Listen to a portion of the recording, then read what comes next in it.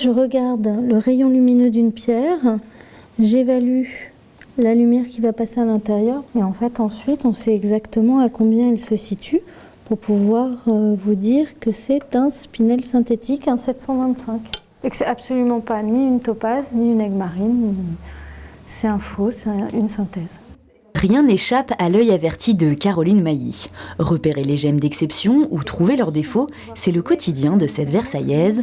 Antiquaire devenue gémologue, elle étudie, choisit et achète des pierres précieuses. Elle crée ensuite des bijoux sur demande. Généralement, on est ou dessinateur ou gémologue, on a une spécialité. Moi, il s'avère qu'étant toute petite TPE, j'étais dessinatrice, mais j'avais aussi tout un bagage scientifique parce que j'étais du lycée Roche de Versailles. Et donc, ça m'a permis de tout réunir et de faire quelque chose de cohérent. Mais il n'empêche que c'est pas fréquent. Caroline ouvre sa maison de joaillerie en 2004, une passion venue de sa mère, elle aussi gémologue. Antiquaire spécialiste des bijoux et meubles anciens, elle reprend ses études pour obtenir son certificat de gémologie. Elle l'obtient en Angleterre en 2011. Ce sont des gros diplômes scientifiques. Généralement, un bac S est complètement demandé. Moi, j'ai pris l'option britannique, d'abord parce que toute la gémologie se fait en anglais aujourd'hui. Il n'y a plus d'hégémonie française comme elle l'était dans les années 70. 5 ans d'études sont nécessaires pour apprendre à connaître les pierres, savoir les évaluer, connaître la classification, mais aussi la législation et la gestion commerciale de ces produits de luxe. Le gémologue est aussi l'acheteur, il est le garant de ces produits. Moi, je me déplace beaucoup dans les pays asiatiques, puisqu'en termes de sécurité, ce sont des pays qui nous permettent de voyager et d'acheter des pierres en toute... On est nombreux, on a des dates internationales et on y va. Il y a Bâle aussi en Suisse, ça j'y vais moins, parce que c'est vraiment plus pour les grandes maisons.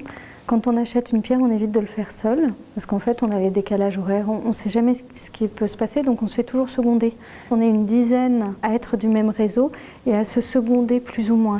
4 fois par an, Caroline voyage pour trouver ses pierres. Le reste de son temps, elle le consacre à l'expertise ou à la réparation de bijoux anciens. Ici, hop, tout disparaît, ce n'est pas de l'or. Ça reste. Par contre, ça, c'est un faux. Regardez au centre, c'est complètement abîmé. Donc en fait, il y a une couche d'or, une électrolyse qui est importante, mais en dessous, c'en est pas. D'où le fait que c'est disparu juste un petit peu, et pas tout. La gémologue crée aussi des pièces d'exception. Son travail a été distingué plusieurs fois, comme pour cette parure faite de perles de Tahiti ou ce collier or jaune laqué pour lequel elle a reçu le prix Liliane Bettencourt en 2006. Si elle dessine et conceptualise le bijou, elle n'est selon elle qu'un maillon dans le processus de création. Je ne suis pas seule, il y a un diamantaire. Moi j'ai pris la gémologie en pierre de couleur. Donc il y a un dessinateur, il y a un fondeur, celui qui va fondre la cire qu'a fait un OJ2, OJ3, OJ4, orfèvre joaillier, avec certains niveaux.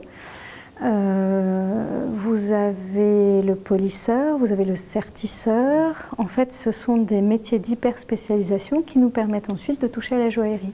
Caroline travaille parfois sur des pièces inestimables. Elle ne les garde jamais dans son atelier pour des questions de sécurité. La discrétion est nécessaire lorsqu'il s'agit de parler d'argent. Il ne faut pas aimer obligatoirement l'argent parce qu'on en manipule beaucoup, mais il n'est pas à nous. Moi, quand on me confie des bijoux, ce ne sont pas les miens. Donc il faut une certaine réserve par rapport à tout ça. Le monde de la haute joaillerie et de la gémologie est un milieu très confidentiel. Sur les 12 000 personnes du secteur, seulement 4% travaillent sur les perles et les pierres.